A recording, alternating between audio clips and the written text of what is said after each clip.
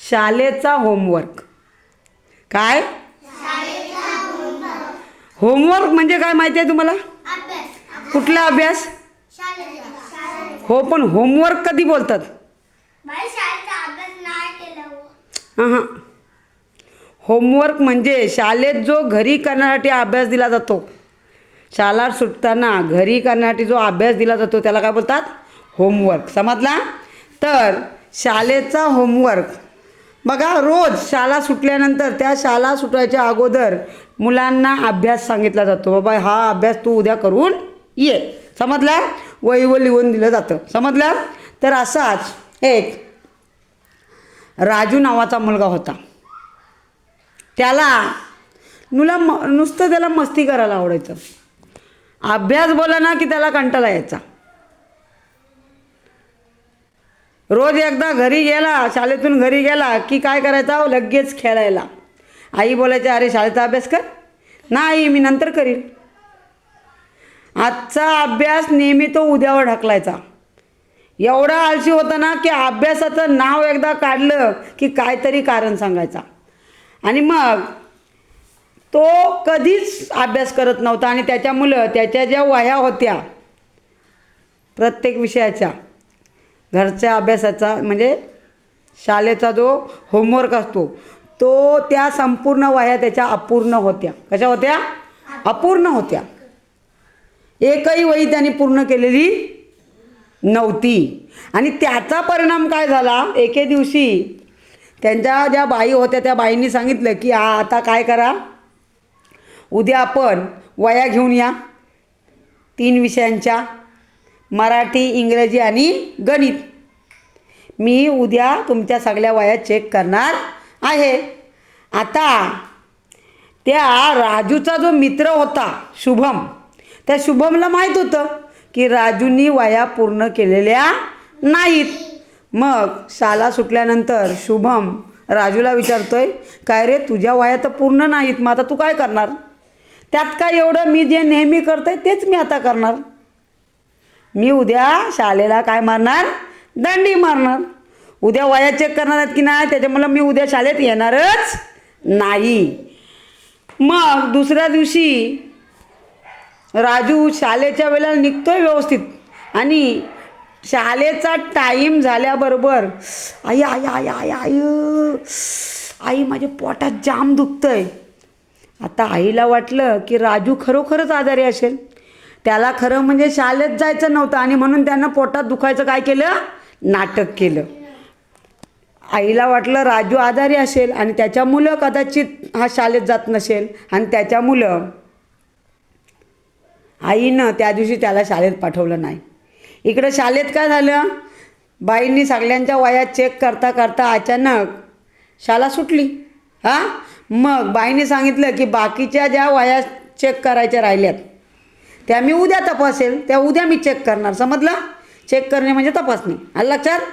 आता उद्या चेक करणार. मग लगेच शुभमनं राजूला सांगितलं, अरे अर्ध्यांच्या वह्या चेक करायच्या राहिल्यात त्या आता उद्या चेक करणार आहेत. असं म्हणताय, ठीक आहे, मग आता मी उद्या पण दांडी मारेल. काय सांगतोय राजू? मी उद्या पण शाळेला दांडी मारणार.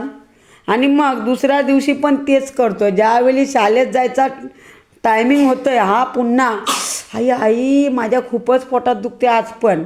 आईला वाटतंय काहीतरी पोटात जास्तच दुखत असेल म्हणून आई सांगते, ठीक आहे तू आज पण शाळेत जाऊ नकोस, आज पण तू शाळेत जाऊ नकोस. आणि मग दुसऱ्या दिवशी बाई वाया चेक करतात. बाई वाया चेक केल्यानंतर सर्वांच्या वाया चेक झाल्या, पण राजूने दांडी मारली. तिसऱ्या दिवशी काय झालं? राजू गेला शाळेत. बाईंच्या बरोबर लक्षात होतं की 2 दिवस राजू शाळेत आला नाही. आणि मग बाईने राजूला उठवलं, राजू तुझ्या वह्या कुठे आहेत? तुला माहीत होतं ना की वह्या चेक करायला मागितल्यात त्या. मग त्यानं सांगितलं, बाई माझ्या वह्या घरी विसरून आलो मी. ठीक आहे म्हणतं, आज घरी विसरून आलास ना, उद्या तू वह्या घेऊन यायचं. मला तुझ्या वह्या चेक करायच्या आहेत, कारण बाईंना पण थोडाफार अंदाज होता की कदाचित यानं याच्या वया पूर्ण केल्या नसतील. आता मात्र राजूची पंचायत झाली. आता काय करायचं? 2 दिवस दांड्या मारल्या, आता काय सांगणार? शेवटी राजूनं शुभमची वही मागितली. संध्याकाळी शुभमला सांगितलं, शुभम मला तुझ्या वया दे. तो बोलतं कशासाठी पाहिजे तुला माझ्या वया? नाही, मला बोलतं आता घरचा अभ्यास जो आहे तो पूर्ण करायचा आहे. मग तुझ्या वया जर दिल्यास तर माझा पटकन होईल. आता उद्या तर आणखी काय कारण सांगू शकत नाही. आणि मग राजूनं रात्रभर जागा राहिला आणि तो आपला जो शाळेचा होमवर्क होता तो पूर्ण केला 3 विषयांचा. पण त्याला रात्रभर झोप मिळाली नाही. दुसऱ्या दिवशी ज्यावेळी गेला, बाईंनी विचारलं, काय झालं राजू, तू असा का दिसतोस, तुझे डोळे का सुजलेत? आणि मग मात्र राजूनं खरंच सांगितलं की बाई, मी शाळेचा होमवर्क जो होता तो अपूर्ण होता आणि त्याच्यामुळं मी रात्रभर तो पूर्ण केला आहे आणि म्हणून माझे डोळे सुजलेत. आणि मग बाईंना पण खूप छान वाटलं. आणि मग बाईंनी सांगितलं इतर मुलांना की उशिरा का होईना पण राजूला आपली चूक कळली आणि म्हणून त्यासाठी काय वाजवा, जोरात टाळ्या वाजवा. तुम्हाला पण जर राजूबद्दल जर टाळ्या वाजवायच्या असतील तर वाजवू शकता. वाजवायच्या आहेत? हां.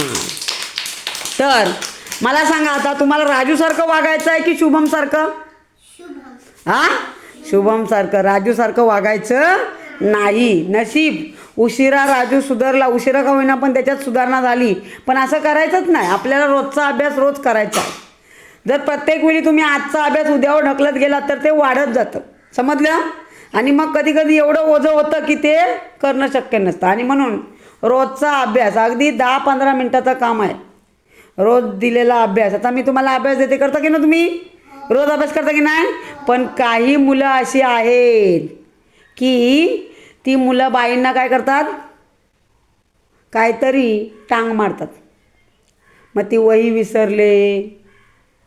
मग काही मुलं काय करतात, दुसरीच वही घेऊन येतात. बरोबर ना? आता तुमच्यापैकी पण असतील काही जण. हां, असो.